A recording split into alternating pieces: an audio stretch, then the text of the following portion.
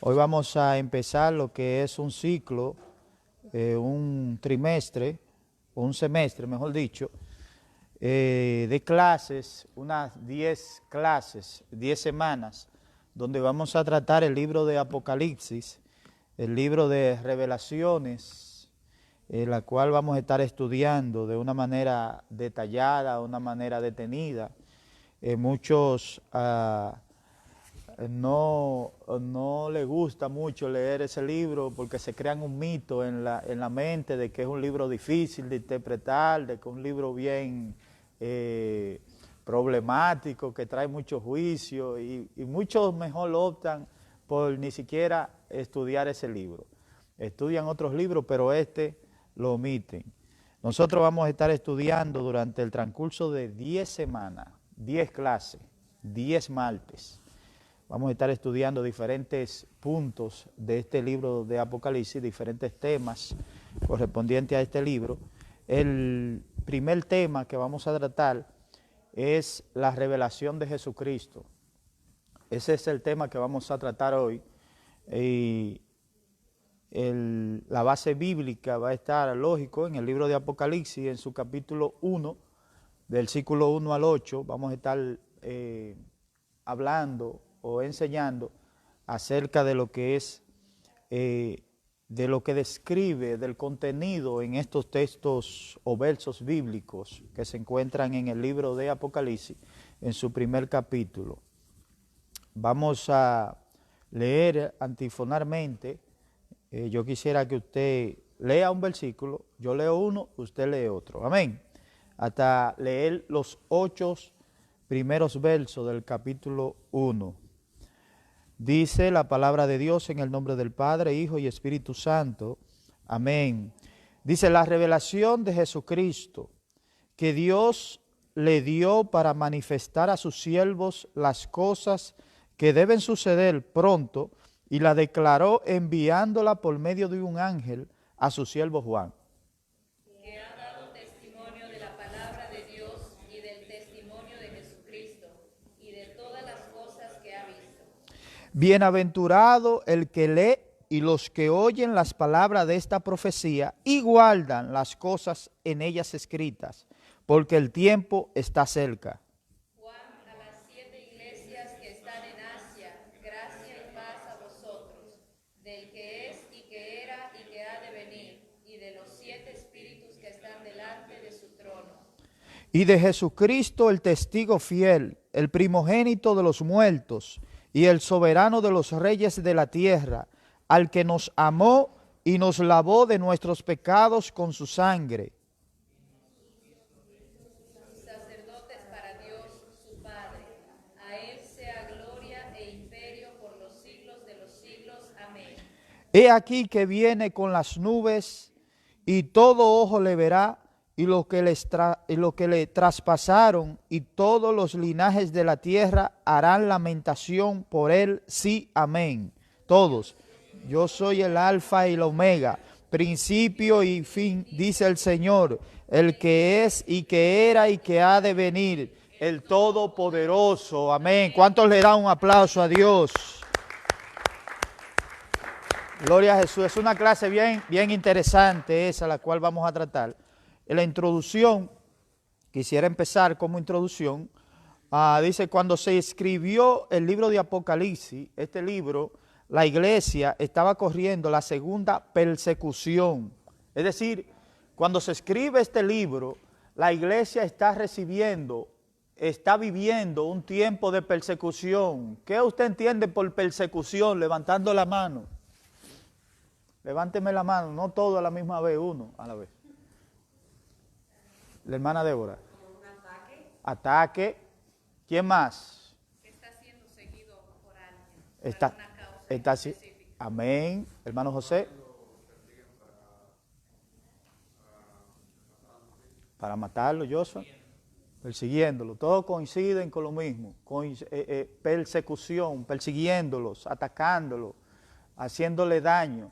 La iglesia estaba viviendo un tiempo de angustia en esos tiempos, donde un sinnúmero de emperadores comenzaron a dar persecución a todos aquellos que confesaban el nombre de Jesús. Ahora bien, estamos leyendo que la iglesia en ese momento que Juan está escribiendo el libro o recibiendo la revelación, la iglesia está pasando un momento amargo, la iglesia está pasando un momento difícil en su etapa de expansión, en su etapa de crecimiento. Nos está dando a entender que la iglesia, cuando comienza a crecer, recibe persecución. Cuando comienza a expandirse, recibe persecución. Entonces, la iglesia estaba pasando ese momento. Dice que la persecución realizada eran por las autoridades del Imperio Romano. Es decir, que los romanos, el Imperio Romano, era el que encabezaba la persecución contra la iglesia. Un sinnúmero de emperadores, como le decía al principio, el templo de Jerusalén había sido destruido en el año 70 después de Cristo. Recuérdense que Cristo profetiza cuando lo llevan los discípulos al templo. Dice la Biblia que comenzaron a enseñarle a Cristo toda la belleza del templo. Jesucristo viendo y sabiendo, conociendo los tiempos que estaban ocultos, oiga bien, los tiempos que estaban ocultos para el hombre, Jesucristo conocía esos tiempos. Recuérdense que Jesucristo es Dios.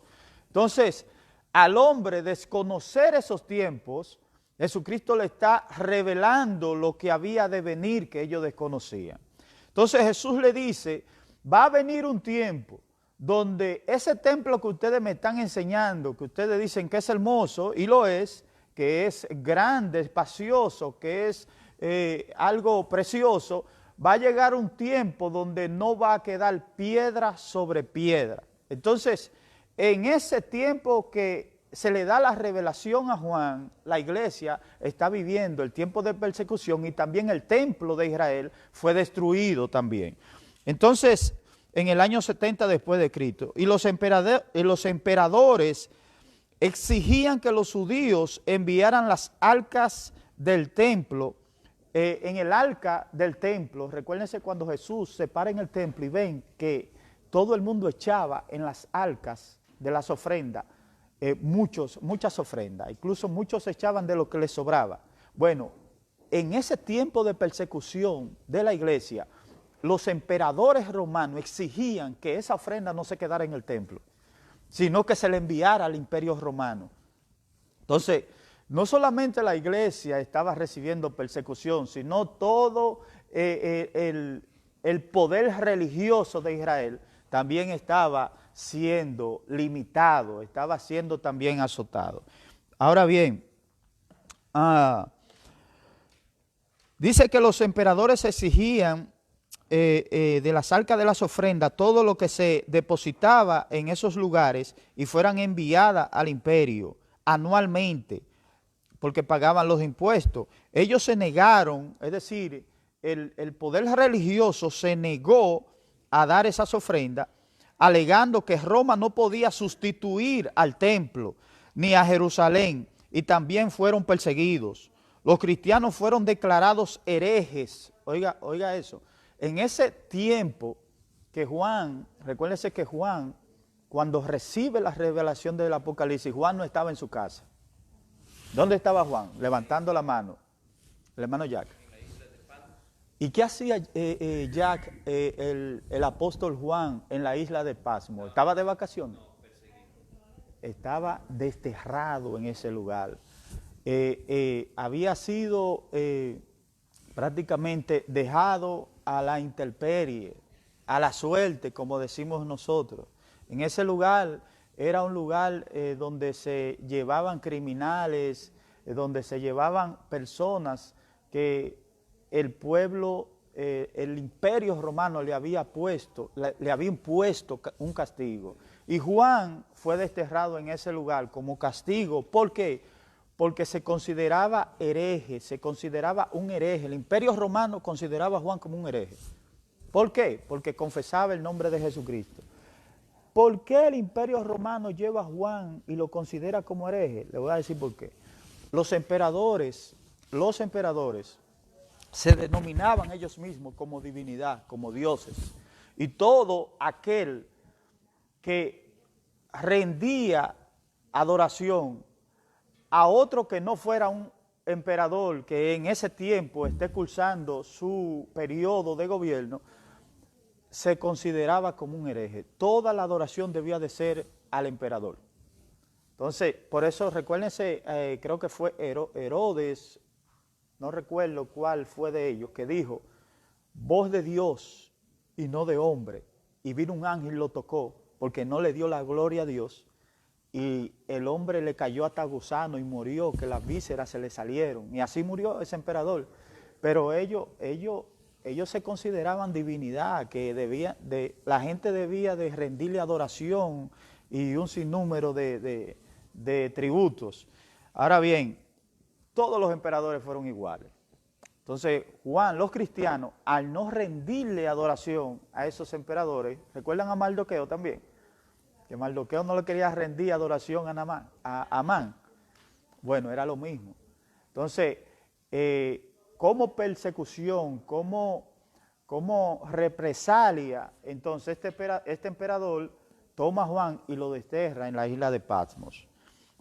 Entonces, dice también, los cristianos fueron declarados herejes debido a que se negaban a rendirle culto al emperador y se mantenían firmes en la fe que profesaban en Jesucristo. Oiga bien, esa gente exponía sus vidas por no negar su fe. Gracias a Dios que no en estos tiempos, porque muchos se ven en un peligro y no digo yo negar a Jesucristo, ¿verdad? Ocurrió con Pedro en una ocasión, pero a Pedro vamos a decir, se le puede pasar a Pedro porque recuerden que, ¿cómo? Aunque se arrepintió, pero Pedro no tenía algo que nosotros tenemos hoy en día. Pedro todavía no había venido el Espíritu Santo. Entonces a Pedro se le podía pasar. Por eso es que después vemos a un Pedro, que vamos a leer más adelante, que cuando le llegan momentos de persecución, él dice, es mejor obedecer a Dios antes que al hombre. Ustedes ven la valentía, la diferencia, el cambio de mentalidad ahora de Pedro. Entonces, esas personas, por no negar a Jesús, exponían sus vidas. Eran perseguidos, otros eran aserrados. Dice la Biblia, unos eran aserrados. ¿Usted sabe lo que es aserrado? Aserrado es cortarlo por la mitad. A Pablo lo decapitaron, a Pedro lo crucificaron inverso, a Jacobo lo agarraron y le dieron un garrotazo y lo tiraron por un barranco y se le salió así mismo, como dice la Biblia, que a Judas le pasó. Lo único que fue por una causa justa. Entonces, dice que se mantenían firmes en la fe, que profesaban a Jesucristo. Los cristianos fueron perseguidos por 10 emperadores. Nerón fue uno, el primero, Domiciano, Trajano, Marco Aurelio, Septiminio, Severo. Wow, esa gente yo no sé cómo se criaron con esos nombres. Maximiano, Docio, Valerio, Aureliano y Diocleciano. Oiga eso, Dios mío. Por eso es que ellos eran malos, porque le pusieron esos nombres así. Entonces, algunos opinan que el Apocalipsis fue escrito durante la persecución realizada por Domiciano en el año 96 después de Cristo. Ahí muchos dicen que fue en ese periodo que ese emperador estaba gobernando, fue que se le dio a Juan, o se le reveló a Juan, el libro del Apocalipsis. El libro refleja el comienzo de una tormenta persecutoria que extendería su furia sobre los cristianos de Asia Menor y más tarde sobre toda la iglesia. Es decir, que la persecución empezó primeramente en un punto geográfico, en Asia Menor, en lo que se conoce como Turquía hoy en día. Ahí fue que empezó la persecución, ahí estaban 7 iglesias. Muchos dicen que no solamente habían 7 iglesias en ese lugar, sino que el Señor escogió esas 7 iglesias en específica porque describían lo que era el perfil de la iglesia universal, es decir, la iglesia global, no la católica, que católico lo que quiere decir universal, sino estamos hablando de la iglesia de Jesucristo en general. Describía las características, los rasgos de lo que es la iglesia hoy en día. Y cuando usted analiza bien, usted se da cuenta que es real eso, porque hay creyentes que tienen un amor grandísimo, como Filadelfia. Hay creyentes que son tan arrogantes como la Odisea. Hay creyentes que dicen que ven y de verdad necesitan que se le pase colirio en los ojos. Y no, oiga la palabra que estoy diciendo, creyentes. No estoy diciendo que no son creyentes, son hijos de Dios también. Todos somos hijos de Dios, no somos perfectos, tenemos dificultades, unos una dificultad, otro otra, pero todos tenemos dificultades y todos somos hijos de Dios, camino a la perfección, que es lo que la Biblia enseña. Amén. Entonces, el primer punto que vamos a tratar es la fuente de la revelación. Y todos conocemos que la fuente es Dios, pero vamos a analizarlo conforme a lo que está escrito. En el verso 1, en la parte 1, 2a, vamos a tratar quién es la fuente de la revelación. Antes de ir a esa parte de ese verso, quisiera dar un verso donde dice Jeremías capítulo 33, versículo 3. ¿Quién me lo puede citar ese verso? ¿Quién fue que dijo eso? No, ¿quién lo dijo? ¿Quién lo dijo? Jehová. ¿Y quién fue el recipiente? Entonces, ¿quién es la fuente? Jehová, Dios, es la fuente. Entonces, vamos a ver lo que dice el libro de Apocalipsis, capítulo 1, verso 1. Dice, Dios como el Dios de la historia y soberano, conoce todo lo que ha de acontecer en el mundo creado por Él, y conoce la maldad de los hombres y de sus intentos de ser deidificados. Oigan, conoce, yo no sé si ustedes han escuchado, eso ha tocado la puerta de todos los corazones. Yo no soy el único y ustedes yo creo que no me van a dejar mentir. Cuando usted hace algo, ¿verdad? Algo de un bien, vamos a decirlo así, cuando usted hace un bien, un favor, muchas veces uno lo quisiera divulgar, ¿sí o no? ¿Verdad? ¿Sí o no? ¿Verdad? Como para buscar como algún tipo de honra, ¿verdad que sí? Pero la Biblia nos enseña de que no debe de ser así. Entonces, el hombre busca eso. El hombre siempre va a tocar ese sentir, la puerta del corazón del hombre. Miren lo que estoy diciendo. Unos no permiten que entre y otros sí permiten que entre ese sentir. La Biblia nos enseña que nosotros debemos no permitir a ese sentir que entre a nosotros. ¿Cómo lo dice la Biblia? La Biblia dice que lo que hace tu mano derecha, exactamente, lo que hace tu mano derecha, que no lo sepa tu izquierda. Entonces, el hombre conoce eso. En la historia de la humanidad hemos visto el surgimiento y la caída de grandes sistemas imperiales. En todos esos sistemas han existido líderes que en el ejercicio de su poder y autoridad han querido usurpar el lugar que solo le pertenece a Dios y han exigido ser adorados por sus súbditos, es decir, todos los que están debajo de él, como seres divinos, como seres divinos. ¿Quién me lee el versículo 1 del capítulo 1 de Apocalipsis?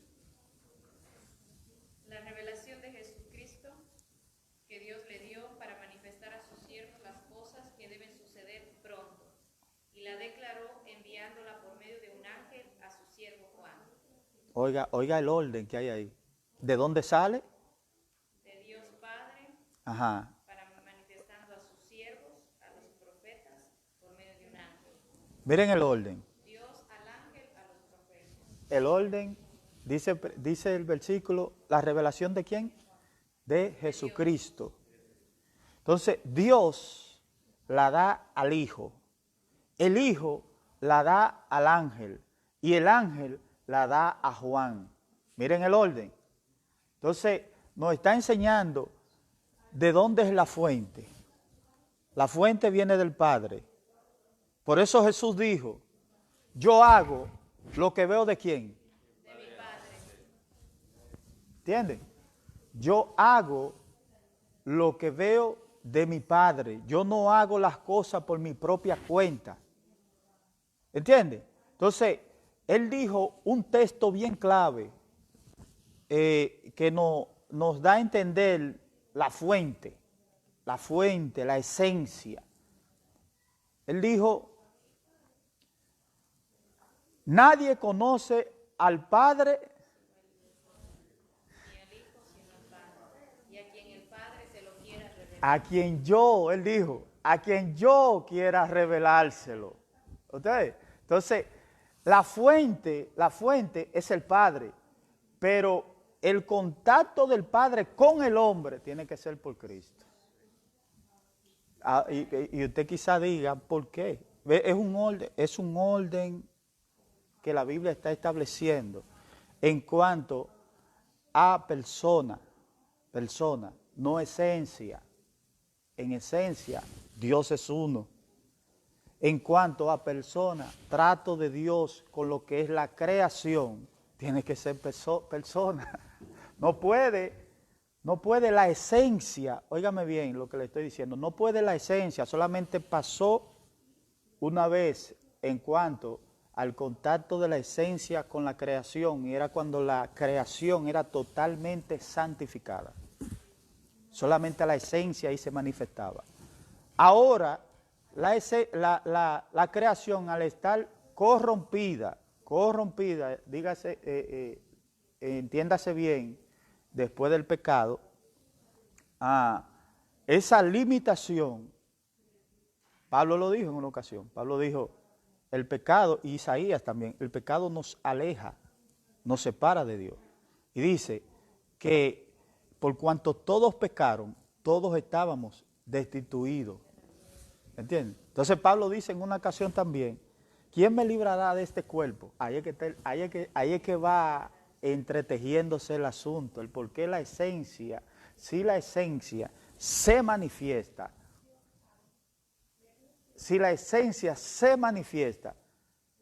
nosotros no podemos, este cuerpo no puede soportar esa esencia. Se lo dijo Dios a Moisés. En el contexto judío eso está bien claro, ellos entienden muy bien eso. Por eso cuando miraban a Dios decían, somos muertos ya porque hemos visto a Dios. ¿Usted entiende? Entonces, ahora bien, cuando Dios comienza a revelar esa revelación, la hace en ese orden para que llegue, el objetivo es que llegue ¿a dónde? A la humanidad. A la humanidad. El objetivo es que llegue a la humanidad. ¿Y a quién Dios está usando para que la revelación llegue a la humanidad? A Juan, ¿verdad?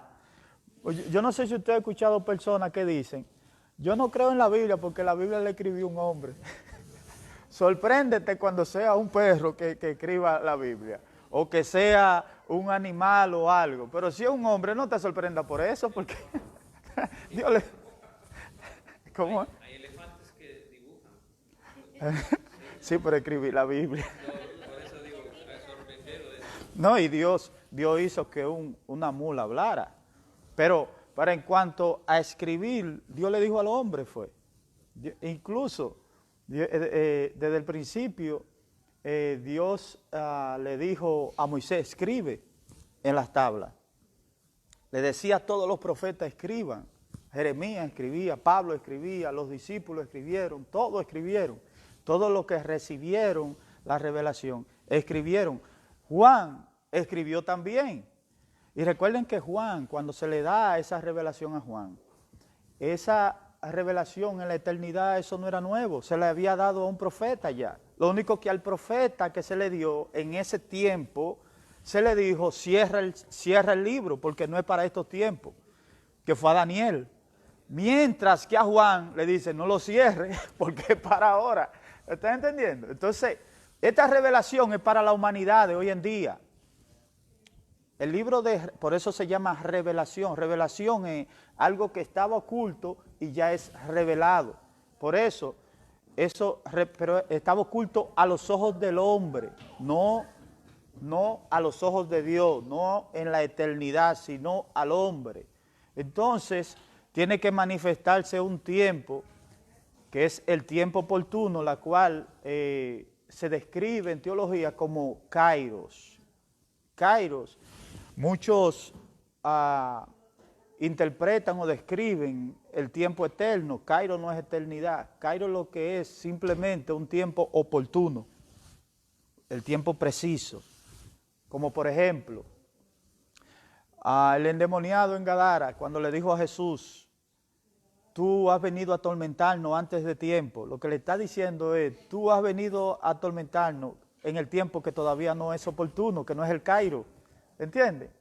Mientras que cuando, por ejemplo, al mismo Daniel se le dice, mira la revelación, pero no es el Kairos todavía, ciérralo, no es el tiempo oportuno.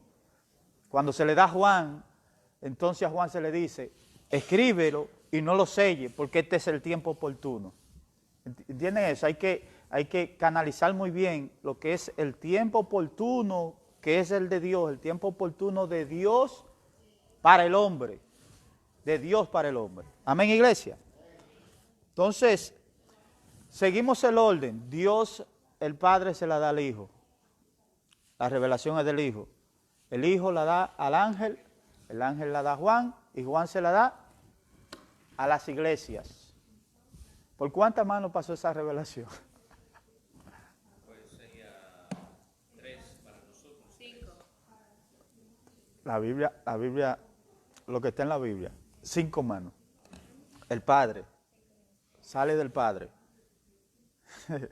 Se puede interpretar así también. Sale del Padre. El Padre la da al Hijo, el Hijo la da al ángel, el ángel la da a Juan y Juan se la da a la iglesia. 5 manos. Entonces, el doctor Justo L. González en el 2011, en su libro, en un libro que escribió, dice, Jesucristo es el Señor. Destaca que Jesucristo es el Señor del universo. Desde la eternidad hasta la eternidad, el Hijo de Dios es Dios. Y su gobierno está por encima de los césares, es decir, de todos los emperadores. Su gobierno está por encima. Dice los atrapas eran gobernadores que el imperio medo-persa había instituido. Eso se le llaman satrapas, o le llamaban satrapas. Eran gobernadores en ese entonces. Este doctor, llamado Justo L. González, en el 2011, dice que el gobierno de Jesucristo está por encima de gobernadores, está por encima de emperadores, está por encima de los césares, está por encima de eso. Entonces él dice,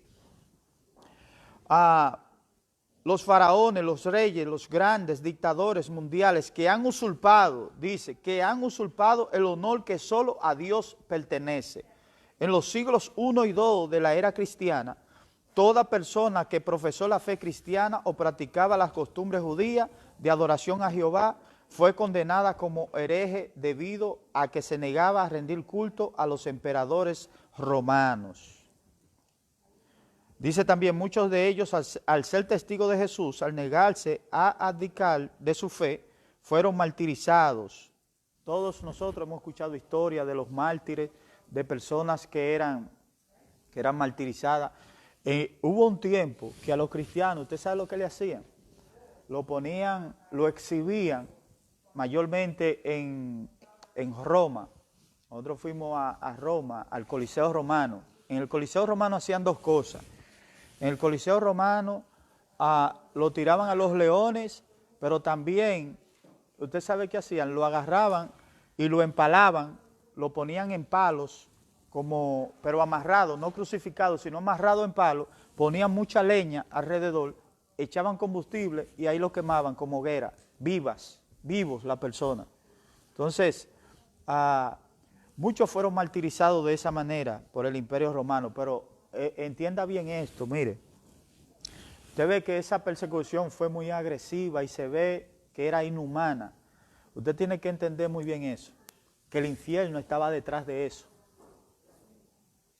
Ahí no fue que el hombre le salió, amaneció un día un emperador y dijo, vamos a eliminar a los cristianos. No, todo eso fue inspirado por el mismo infierno, para detener a la iglesia. Recuérdense que Dios había dicho una palabra. Dios había dicho a la serpiente, tu simiente pondré enemistad entre la simiente tuya y la simiente de la mujer, entre la humanidad y la descendencia de Satanás. Entonces, desde el principio, usted ve que el reino de las tinieblas ha querido cortar esa simiente. Desde el principio. Lo hizo con Abel. Desde el principio. Caín mata a Abel. Dios tuvo que darle a Eva uno que sustituyera a Abel. Tratan de matar, de eliminar a Abraham. Tratan de eliminar a Isaac.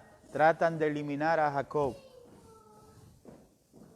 Hasta el punto de que lo importante era acabar para que no viniera el Mesías, esa simiente que un día iba a aplastar la cabeza de Satanás. Y esa simiente, si usted lee el capítulo 1, verso 1 de Apocalipsis, esa simiente es el primer nombre que se da. No dice el orden cronológico como fue la revelación. Comienza por el primero, el primogénito de entre los muertos. Dice, ¿la revelación de quién? De Jesucristo. ¿Cuántos me están entendiendo? Amén. Dice la revelación de Jesucristo. Entonces dice, el apóstol Pablo murió decapitado por órdenes de Nerón. Nerón fue que ordenó la decapitación de Pablo. Nerón. En circunstancias cuando los líderes máximos del cristianismo habían sido martirizados por su fe y fidelidad a Cristo, fue pertinente que Dios mismo se revelara a su pueblo para fortalecerlos en medio de las persecuciones. Oiga bien, viene la persecución universal a toda la iglesia, pero de antemano, Dios está llevando un refrigerio a todas las iglesias. Antes de que esa persecución se engrandezca universalmente, ya Dios está preparando la iglesia. ¿Por qué? Recuérdense que Cristo llevó un mensaje como testigo fiel, llevó un mensaje de esperanza a la humanidad. La humanidad está pasando un proceso, todavía no se ha intensificado el proceso, pero lo está pasando, están recibiendo persecución. Antes de que la persecución se intensifique, Dios entonces envía la revelación. ¿Qué se llama eso? Levantando la mano. Antes de, Dios es, ¿qué fue lo que hablamos hace un momento del tiempo? Dios es oportuno, ¿verdad? Miren, antes del tiempo, de que la persecución se intensifique, Dios entonces viene y envía el Kairos. ¿Para qué?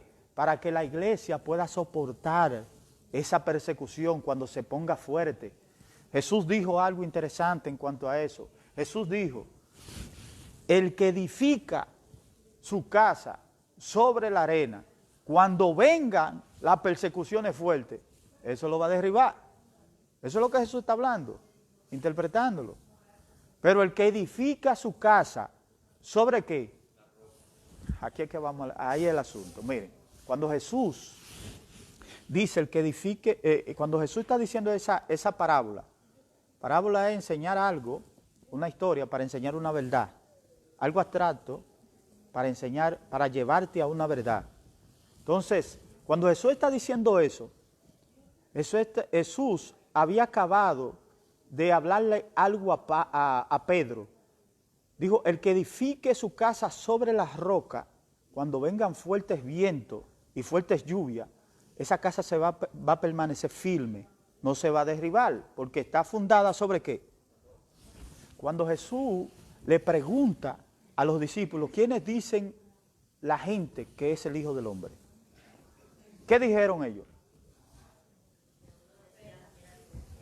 Profeta, el profeta que dijo Moisés, la vez esa en la Torá, en la ley, en el libro de la ley, cuando dijo, después de mí Dios levantará un profeta como yo, y aquel que no lo ha escuchado será desarraigado de su pueblo, hablando del Mesías, es el profeta.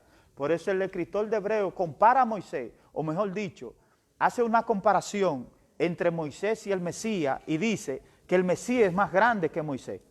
Pero es de ese profeta el que está hablando el pueblo, que era el profeta que había dicho Moisés. Entonces dijo también que era ¿quién? Jeremías, ¿verdad? Juan, ¿quién? Elías, pero no era ninguno de ellos. Entonces, ¿qué pasó? Y cuando Jesús cambia el formato de la pregunta, porque él dice, ¿quiénes dicen la gente? Ahora Jesús cambia el formato y dice, ¿y ustedes? ¿Quiénes dicen que soy yo? Pedro dijo, ¿qué? ¿Y qué Jesús les respondió? ¿Qué dijo esa palabra? La palabra, ¿eso qué? No, ¿eso qué? ¿Cómo se llama el libro? Jesús dijo, esto no se te fue revelado, sino ¿por quién? Por Dios. Recuérdense, la fuente. Entonces Jesús viene cuando él dice, ¿quién fue que les reveló a Pedro? Y Pedro cae en cuenta que es una revelación, porque Pedro está desconociendo todo eso, Jesús lo está instruyendo. Pedro cae que eso es una revelación. Entonces, cuando Jesús le explica a Pedro lo que Pedro está viviendo, entonces Jesús le dice a Pedro la misma historia, la misma parábola que dijo de la casa fundada en arena y fundada en una roca. Dijo, y yo te digo que tú eres ¿quién? ¿Quién me cita ese verso? Yo te he dicho que tú eres Pedro y sobre esta roca edificaré. Ahí es que está el asunto. Ustedes ven, dijo, sobre esta roca. ¿Qué Jesús está diciendo? Sobre una roca o que Pedro significa piedra. Pero Jesús le está diciendo que es sobre Pedro, que es sobre una peña. ¿Y qué le está diciendo entonces? Que el fundamento era Jesucristo, que él era la roca, la peña. Jesús dijo, no te lo ha. Entonces, el fundamento es la revelación. El fundamento es la revelación. La iglesia estaba fundada a través de una esperanza que Cristo le predicó. ¿Qué pasa? Pasa un lazo de tiempo. La iglesia, viene una persecución fuerte para la iglesia no lo sabe. La iglesia no lo sabe, pero Dios lo sabe. Entonces Dios envía ¿qué? Revelación. ¿Qué es la revelación? ¿Qué va a ser la revelación? Va a fortalecer el fundamento. ¿Ustedes me están entendiendo lo que yo le estoy diciendo? Entonces, la revelación que Dios envió, se la dio a Cristo. Cristo se la dio al ángel. El ángel se la da a Juan. Y Juan se la da a la iglesia. Es para fortalecer el fundamento. Si usted se da cuenta, Dios a las iglesias que Dios reprende, que yo creo que nada más nos reprendió a 2. Ajá, reprende a 5 y 2 no las reprende. A esas 5, ¿qué Dios le está diciendo? Prácticamente, que vuelva. ¿Sí o no? Algunos que han dejado el primer amor. Pero si uno analiza bien, lo que Dios le está diciendo es que vuelvan. Vuelvan al fundamento. ¿Se le está dando qué? Revelación. Para fortalecer el fundamento, porque están tambaleando. Están tambaleando. Y cuando vengan las persecuciones no van a resistir. ¿Están entendiendo? Entonces, al Dios saber que no van a resistir, porque le iba a pasar lo mismo que a Pedro, señores. Pedro creía que estaba bien cimentado, él recibía esa revelación, pero cuando vinieron las persecuciones, Pedro tambaleó, Pedro se hundió. ¿Están entendiendo? Entonces Jesús tuvo que alzarlo. Siempre Jesús se guió bajo la revelación, bajo lo que la gente no conocía. Él se le mostraba y se lo explicaba. Le explicó parábolas, le explicaba por medio de cosas que ellos conocían. Usaba eso para llevarlo entonces a cosas que ellos no conocían. Lo llevaba Jesús entraba al terreno de ellos para entonces Jesús llevarlo al terreno de él. Amén. Entonces, el punto B del punto 1 dice: Jesucristo da a conocer la revelación a su siervo Juan. Vamos a ver el proceso de cómo Jesús le da a conocer la revelación a su siervo Juan. Se han hecho muchas conjeturas en torno a quién fue el receptor de la revelación de Jesucristo. De lo que estamos hablando, ¿quién fue el receptor de todo eso? Dice, sin embargo, el Apocalipsis identifica a Juan como el receptor de la revelación. Algunos realizan preguntas en torno a que Juan se refiere al escritor. Y no es así. Juan, no puede haber escritor porque Juan estaba desterrado en ese lugar. No podía haber ningún escritor. Estaba Juan en ese lugar. Juan recibe, y cuando Juan comienza a escribir y cuando comienza a profundizar más, adelantar más en cuanto al libro, él dice que él se paraba junto al mar. Él no decía, nos paramos. Él decía, en una me paré a las orillas del mar y vi una bestia que subía del mar. Y en otra dice, y me tomó el espíritu y me llevó al cielo. En otra dice que está en el cielo y ve en la tierra. Por eso muchas personas malinterpretan el libro de Apocalipsis, porque muchas veces Juan está en el cielo y está hablando de acontecimientos de la tierra. Y muchas veces está en la tierra y está hablando de acontecimientos en los cielos que se van a manifestar en la tierra. ¿Ustedes ven? Y muchos, por no conocer ese orden, entonces malinterpretan el libro de Apocalipsis. No se puede leer ni interpretar de manera cronológica.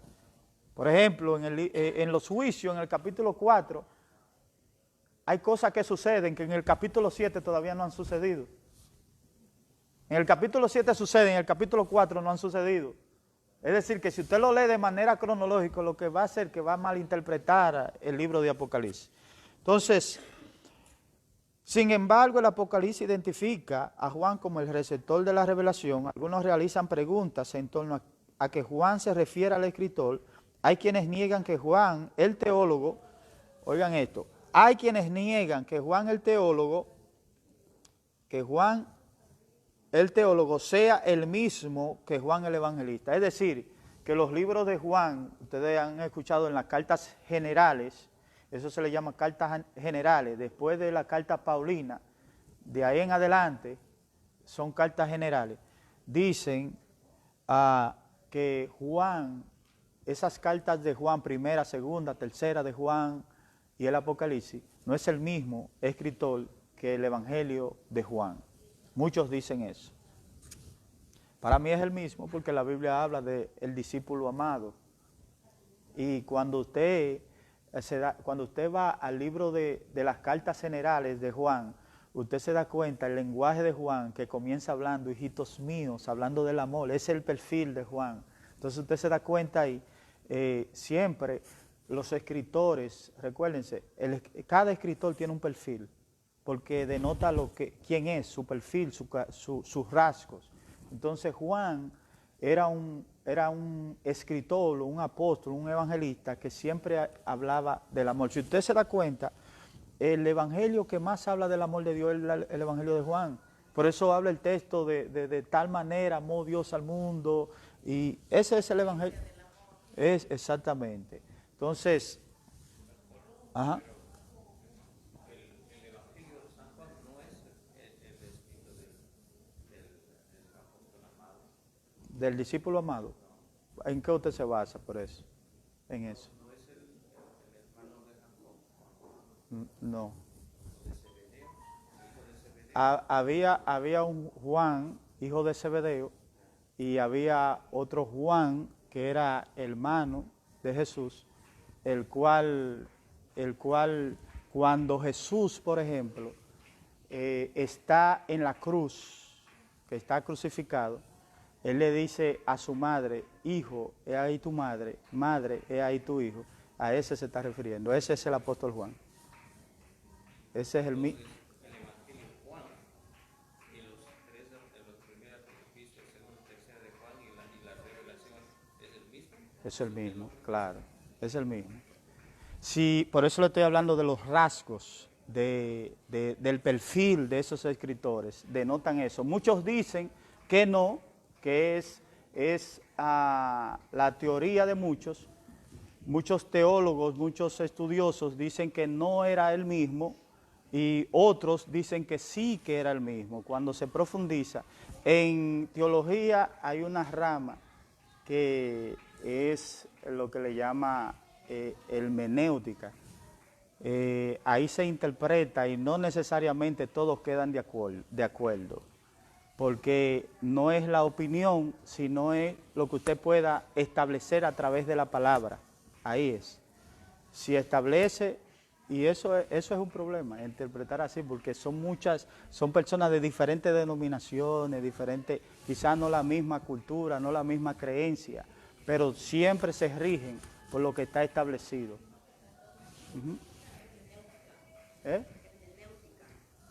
Interpretar es el arte de interpretar la palabra sin usted salirse del contexto. Eso es hermenéutica. Eso es un arte. Miren la palabra. Eso es prácticamente, se enseña, pero tiene que tener el don de Dios, de usted poder ejercer ese arte, esa facilidad de usted interpretar. De usted interpretar la palabra. Hay muchos que se ponen a interpretar la palabra, no tienen esa capacidad, no todos la tienen esa capacidad. Y por eso usted ve que muchos, la ley número 1 es que la interpretación usted no puede hacer la teoría, o doctrina, mejor dicho, doctrina.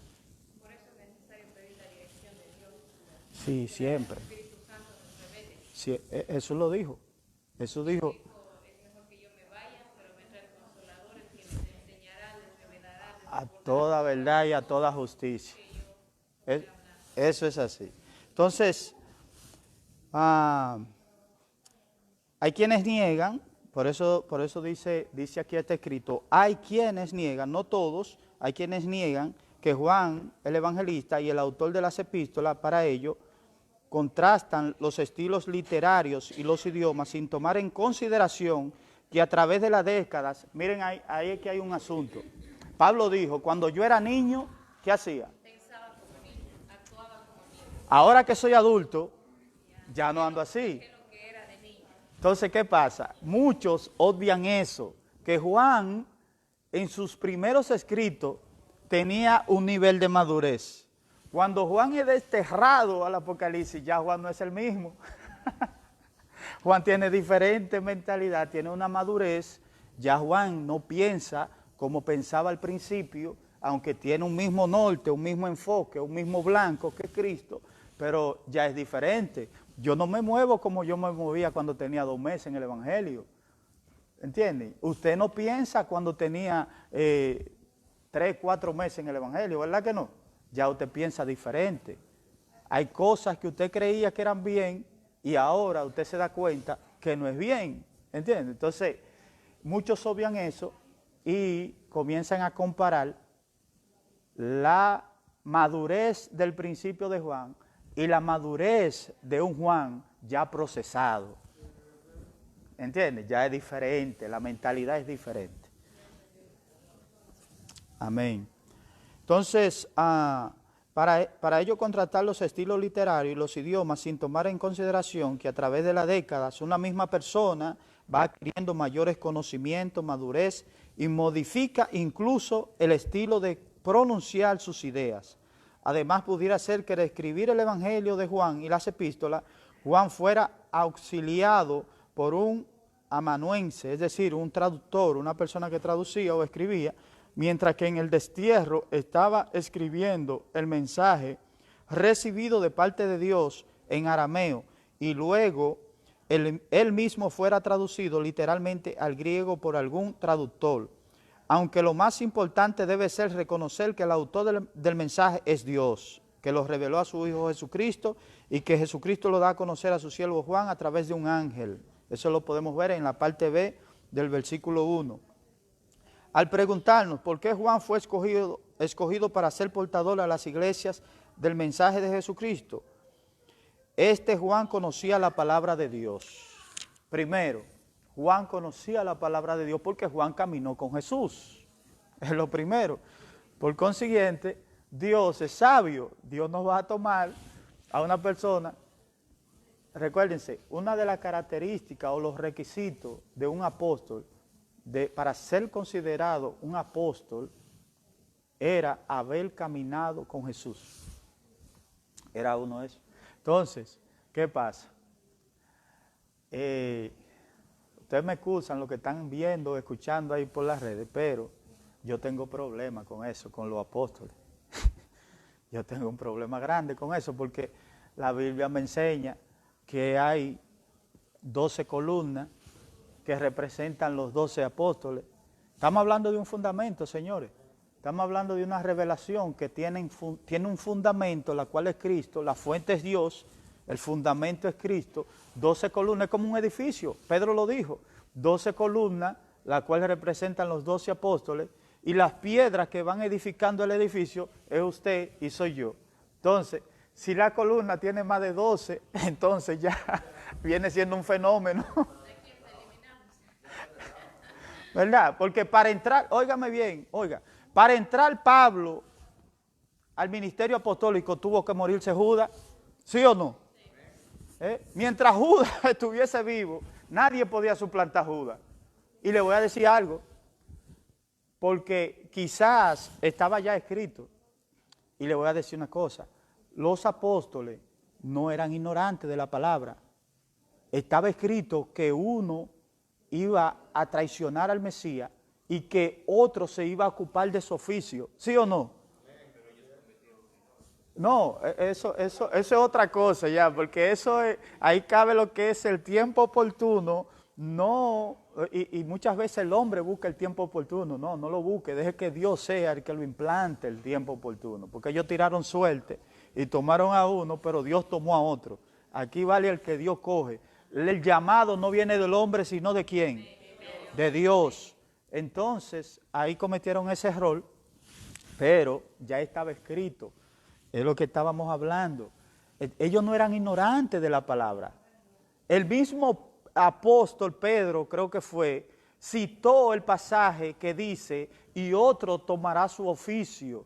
Y entonces cogieron a un temeroso de Dios, a un hombre servicial, porque yo creo que Dios escoge a los que son serviciales, no los que están estáticos, no los que están tranquilos, ni los vagos, ni los que se quejan mucho, no, Dios coge personas dispuestos siempre, como los apóstoles. Entonces, ahí yo tengo un poquito de problema con eso, con una lluvia de apóstoles que han surgido hoy, y usted le pregunta, hubo en una ocasión que estaba hablando con un pastor, y me dice, varón, yo estaba conversando, me encontré con un apóstol, y él me dijo, ¿dónde usted pastorea? Y yo le dije, en tal iglesia. ¿Y cuántos miembros tiene su iglesia? 300 y algo. Y cuando él le preguntó, ¿y usted, apóstol, dónde pastorea? En tal lugar. ¿Y cuántos miembros tiene su iglesia? Tiene como 70 y pico. Un apóstol, digo yo. Dice él, pero ¿y qué apóstol es este? Su iglesia como 70 y algo de miembros. Imagínese usted.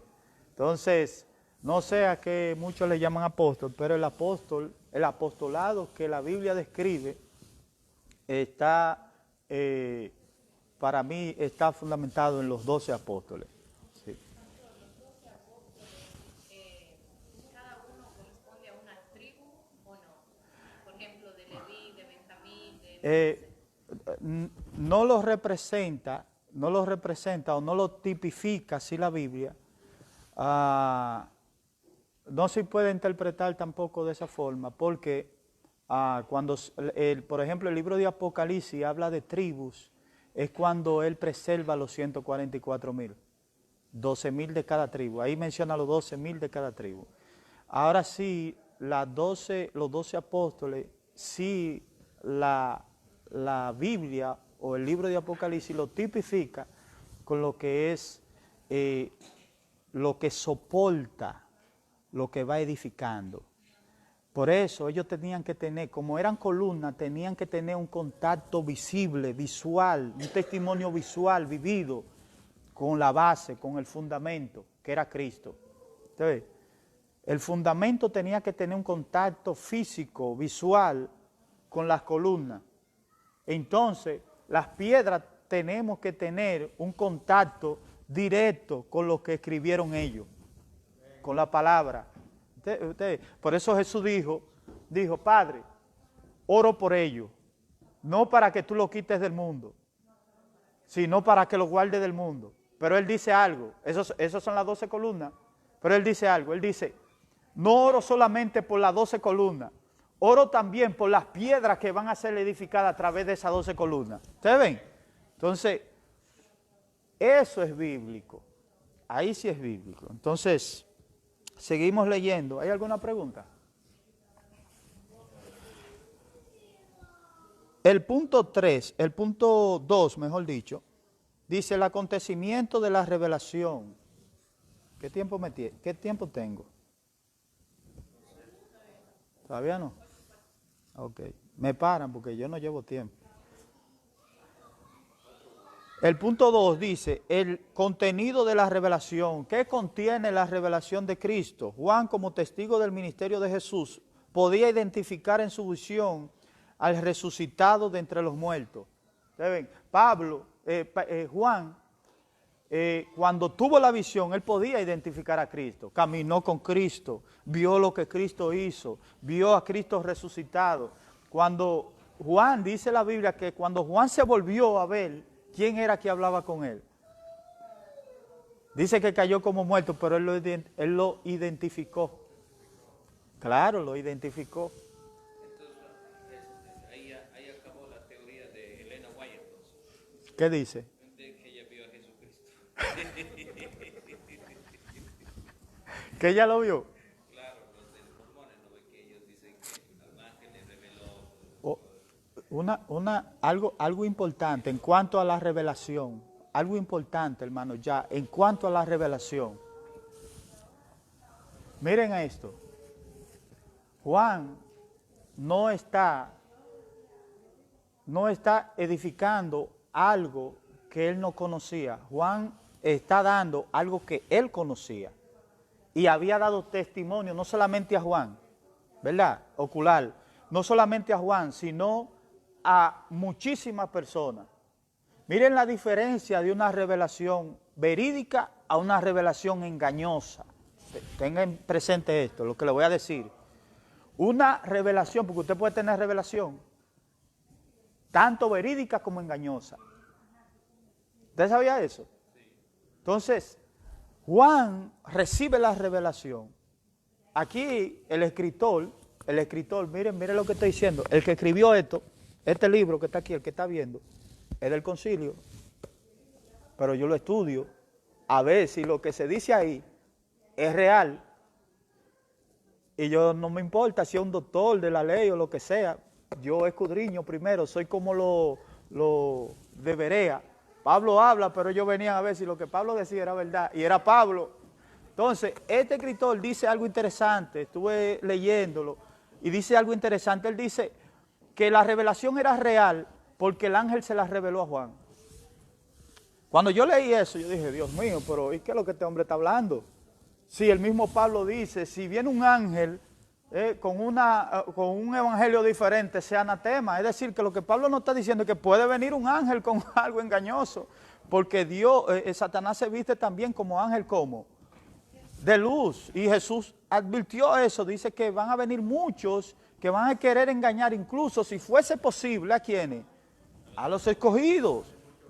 Entonces, cuando él dice eso, yo digo, pues este hombre no ha leído eso. Parece que no. Entonces, esa no es la base de que yo puedo afianzarme de que la revelación es verídica. No. La revelación viene siendo verídica, le voy a decir cómo. Por ejemplo, a la persona, no recuerdo el nombre bien, el fundador de la secta de los testigos de Jehová, ese hombre dice, ese mismo, yo ni el nombre me lo sé, pues ni me interesa. Entonces él dice que recibe una revelación de un ángel, pero ¿quién es que la está recibiendo? Es él es el que está recibiendo la revelación.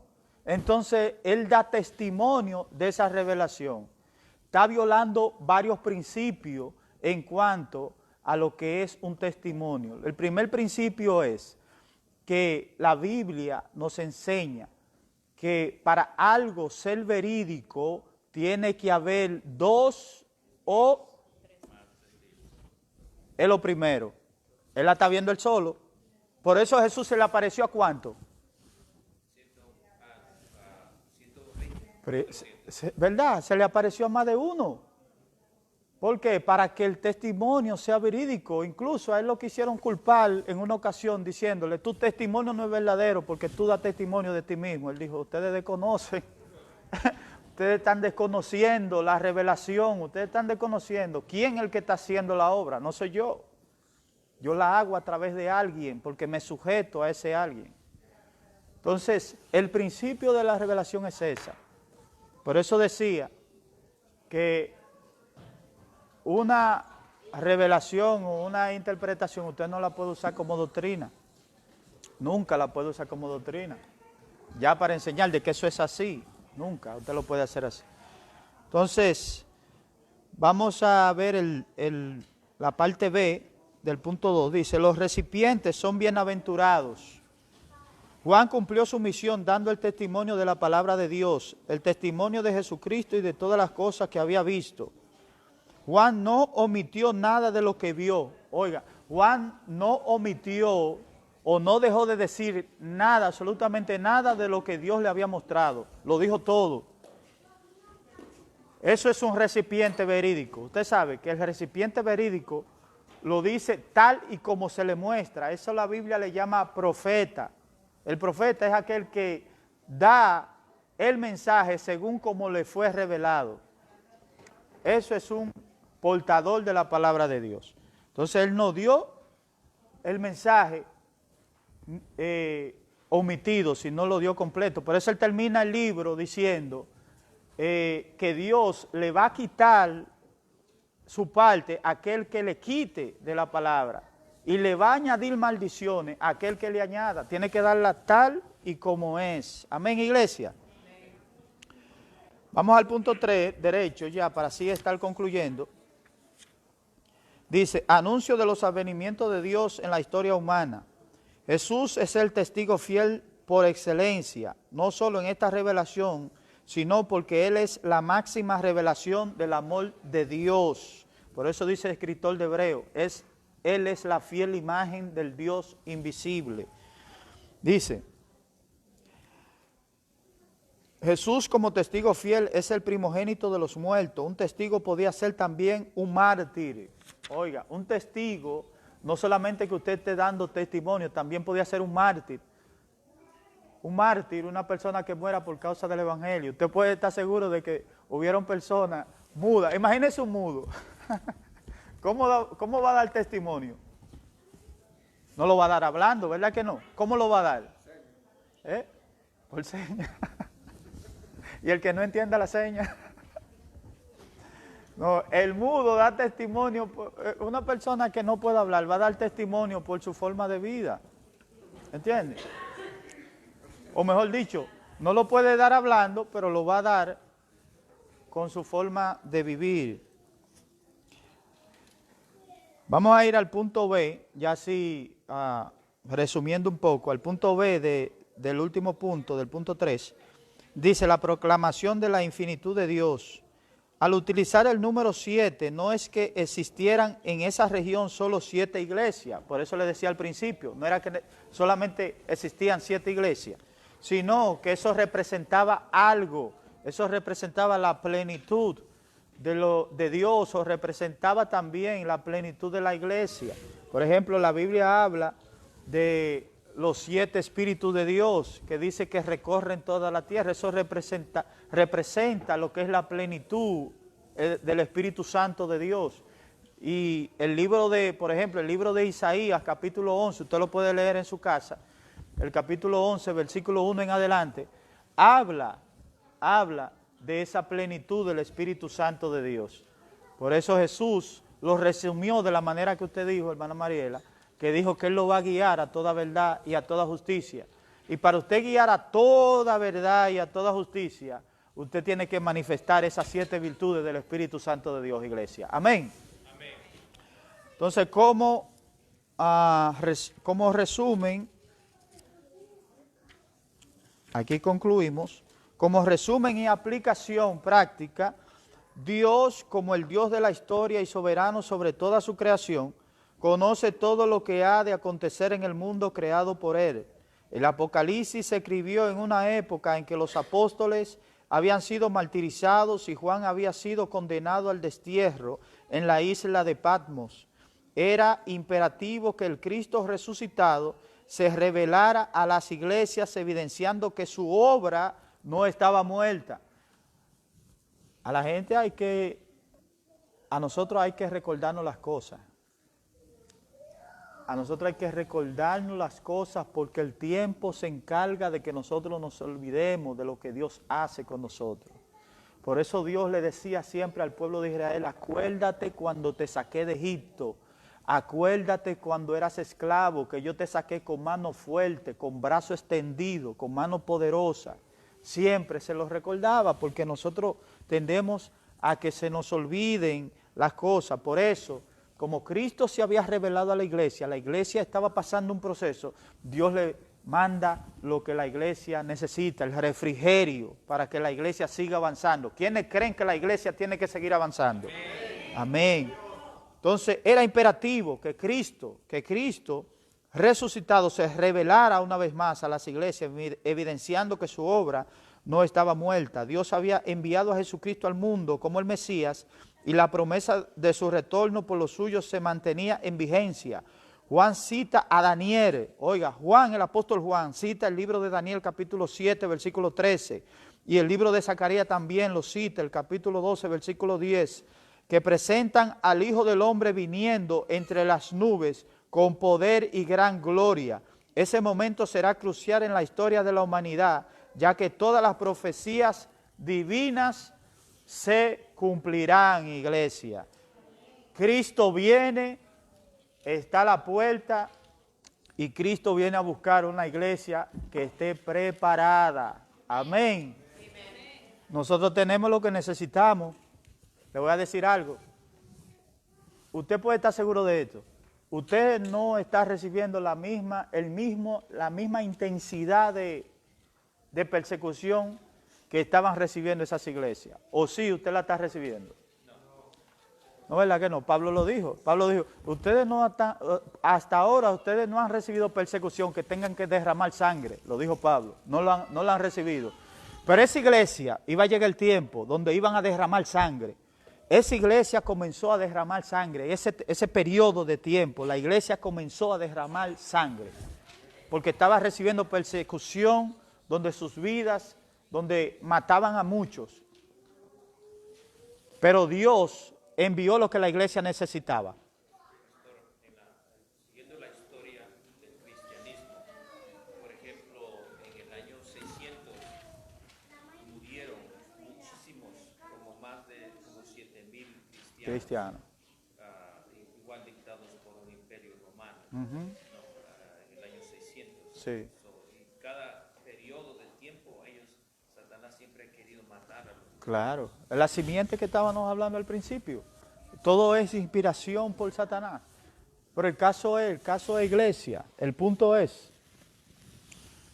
Dios envía siempre lo que la iglesia necesita para soportar la prueba. Dice que Dios pone la salida, pone la puerta siempre, para que usted no caiga, ni yo caiga.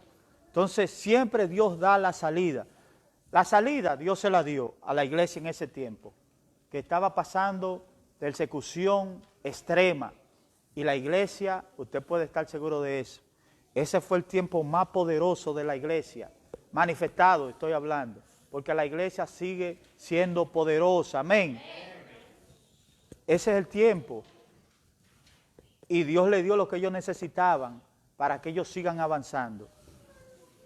Lo que le digo a la iglesia es que nosotros tenemos lo que necesitamos para seguir avanzando, que es la palabra de Dios. La palabra de Dios, el apóstol Pablo hablando dijo, es útil para corregir, útil para enseñar, para redarguir, y termina diciendo, para llevar al hombre enteramente preparado a la estatura de un varón perfecto. Oiga, a perfección, la palabra nos lleva a una perfección extrema, a una perfección la cual nos va a... Mire lo que le estoy diciendo, iglesia. La palabra de Dios nos va a manifestar en una perfección en este mundo imperfecto. Por eso somos diferentes, porque hay una perfección progresiva en nosotros que va progresando, va creciendo en nosotros. En un mundo, en medio de un mundo imperfecto que se va deteriorando. Por eso Jesús dijo, no lo quite, guárdalo del mundo, no lo quite, porque ellos, a través de ellos, de la perfección, que es la palabra que está en ellos, donde ellos se van perfeccionando, muchos van a venir a través de ellos. Amén, iglesia. Amén. Por consiguiente, esa palabra no se quedó en los apóstoles, esa palabra sigue viva, porque el mundo pasa y sus deseos, pero la palabra de Dios permanece para siempre. Dios le bendiga y Dios le guarde. Damos un aplauso a Dios.